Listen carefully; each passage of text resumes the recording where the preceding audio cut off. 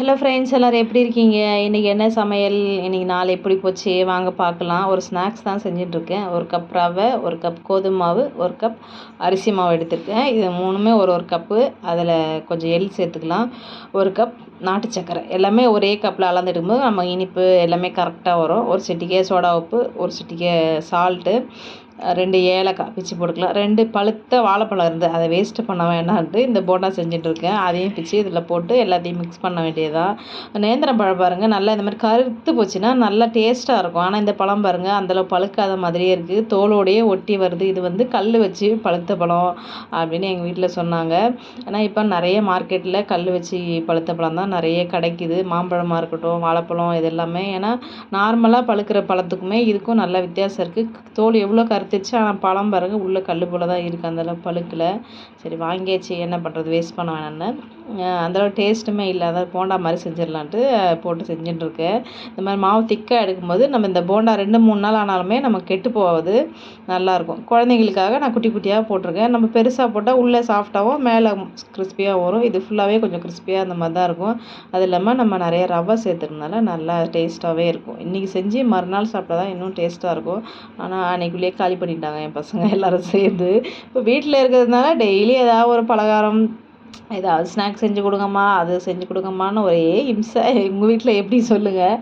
என் பசங்க இப்போ வீட்டில் இருக்கிறதுனால அவங்க சொல்கிறது என்னங்க, பசிக்குது, சாப்பாடெல்லாம் வேணாம், இந்த ஸ்நாக்ஸ் மட்டும் ஏதாவது கொடுங்க அப்படி தான் கேட்குறது. இல்லை பழங்கள், ஜூஸு இந்த மாதிரி தான் கேட்குறாங்க. அப்படி இல்லைன்னா போர் அடிக்குது, வந்து விளையாடுங்க அப்படின்றது. பசங்களும் வீட்டில் எவ்வளோ நேரம் வச்சுருக்குது, போர் அடிக்குது பசங்களுக்கும். ஒரு மாதத்துக்கு மேலே லீவ் போயிடுச்சா, ஸ்கூல் திறப்பாங்கன்னு பார்த்தா 6ஆம் தேதி, இப்போ 10ஆம் தேதின்றாங்க. இன்னும் தள்ளி போகுமா என்னன்னு தெரியல. அவங்களுக்கும் போர் அடிக்குது, நமக்குமே போர் அடிக்குது. ஆனால் வெயில் பயங்கரமாக கொளுத்துது. வெளியே போய் விளையாடவும் முடியல. நம்மளோட குட்டி குட்டி போண்டா சூப்பராக ரெடி ஆகிடுச்சு பாருங்கள். நல்லா இருக்குல்ல, பார்க்கவே கலர்ஃபுல்லாக. நாட்டு சக்கரை போட்டிருக்கிறதால நல்ல டார்க் கலராக வந்திருக்கு. நீங்கள் வெள்ளை சக்கரை போட்டால் இன்னும் கொஞ்சம் கலர் கம்மியாக வரும். முடிஞ்சளவு வெள்ளை சக்கரையை அவாய்ட் பண்ணிடலாம். காலையில் வந்து எல்லா காய்கறியும் போட்டு குருமா, சூப்பரான ஒரு வெள்ளை குருமா வச்சுட்டு இது தோசை, சப்பாத்தி, இட்லி எல்லாத்துக்குமே நமக்கு சூப்பராக இருக்கும். சமைச்சிருக்கும் போதே காலையில் கரண்ட் போயிடுச்சு. அந்த இருட்டிலே கடகடன்னு சமைச்சு முடிச்சாச்சு. பசங்க தூங்கி எழுந்திரிச்சு வரத்துக்குள்ளே முடிஞ்சளவு நான் எல்லா வேலையும் முடிச்சிடுறது. ஏன்னா அப்போ தான் நம்ம பசங்களோட கொஞ்சம் நேரம் நம்ம விளையாட முடியும். அவங்க எழுந்திரிச்சி இருக்கும்போது நான் போய் இந்த கிச்சனில் போய் எதுவும் உருட்டுறது மற்ற வேலையெல்லாம் முடிஞ்சாலும் வச்சுக்க மாட்டேன். ஸ்கூலுக்கு போனாலுமே அப்படி தான், அவங்க வர்றதுக்குள்ளே எல்லா வேலையும் முடிச்சு வச்சுருவேன். அவங்க வந்தால் அவங்களோட விளையாடுறது, அவங்களோட டைம் ஸ்பெண்ட் பண்ணுறது கரெக்டாக இருக்கும். ஏன்னா பசங்க இப்போ வெளியே வெயில் அதிகமாக இருக்கிறதுனால வெளியெல்லாம் அனுப்புறதில்லை, வீட்டிலே தான் இருக்கிறாங்க. டெய்லி ஏதாவது ஒரு விளையாட்டு ஒரே மாதிரி விளையாடும் போது போர் அடிக்கும். ஒரு நாள் கேரம் போர்டு, ஒரு நாள் ஏதாவது ட்ராயிங் பண்ணுவாங்க, ஒரு நாள் ஏதாவது பொருள் வச்சு விளையாடுவாங்க. அப்படியே விளையாடும் போது நம்மளும் குழந்தைங்களோட விளையாடும் போது அவங்களுக்கும் ஜாலியாக இருக்கும், நமக்கும் கொஞ்சம் டைம் பாஸ் ஆகும். இப்போ வெயில் அதிகமாக இருக்கிறதுனால குழந்தைங்களுக்கு இந்த வாய் புண்ணு அதிகமாக வருது. நிறைய சின்ன பொண்ணுக்கு அந்த மாதிரி வந்திருக்கு. ஏன்னு பார்த்தீங்கன்னா நிறைய இந்த மாம்பழம், பலாப்பழம்லாம் கொஞ்சம் அதிகமாகவே சாப்பிட்டுட்டு அதனால் ஹீட்னால அது வந்திருக்கு அப்படின்னு டாக்டர் சொல்கிறாங்க.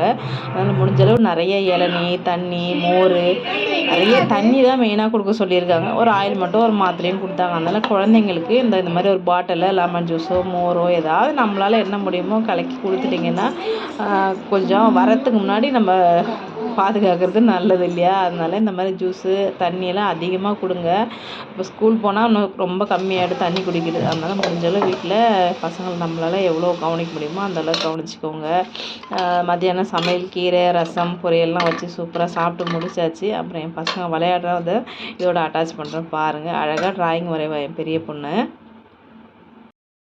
ஃப்ரெண்ட்ஸ் எல்லோரும் எப்படி இருக்கீங்க? இன்றைக்கி என் பசங்க என்ன விளையாடுவாங்க பாருங்கள். டெய்லி ஏதாவது ஒரு விளையாட்டு. அப்படி இன்றைக்கி ட்ராயிங். அந்த அம்மா வந்து மோர் குடிச்சிட்டு படுத்துட்டு பார்த்துட்டுருக்காங்க. இவன் ட்ராயிங் வரைஞ்சிட்ருக்கா பெரியவன். நான் வந்து பர்ஃபி சாப்பிட்டுட்டு பார்த்துட்ருக்கேன். டெய்லி பசங்களை ரோட்டில் விளையாட விடவே பயமாக இருக்குதுங்க, ஒரு நியூஸ் எல்லாம் பார்க்கும்போது. அதனால முடிஞ்சாலும் வீட்டுக்குள்ளேயே விளையாடுங்க அப்படின்ற மாதிரி சொல்லியாச்சு. இவங்களும் வெளியே போய் விளையாடுறது கிடையாது. அதனால் டெய்லி ஒரு விளையாட்டு. டெய்லி ஒன்றே பண்ணும்போது போர் அடிக்கும்ல. இன்றைக்கி ட்ராயிங் வரைவாங்க, நாளைக்கு இந்த கேரம் போர்டு அந்த மாதிரி எதாவது விளையாடுவாங்க, ஒரு நாள் டீச்சர் விளையாட்டு, அந்த மாதிரி டெய்லி ஒரு விளையாட்டு. இன்றைக்கி வந்து ட்ராயிங் ஃபுல்லாக வரைஞ்சிட்டு பார்க்கலாம். இந்த ஒன்று தானா? அப்புறம் வேறு ட்ராயிங் அவ்வளோதானா? ஒரே நாளில் இந்த பக்கம் ஃபுல்லாக வரைஞ்சிடும்னு நினச்சேன். என்ன வர வர மாட்டியா நீ வரைகிறம்மா தஞ்சா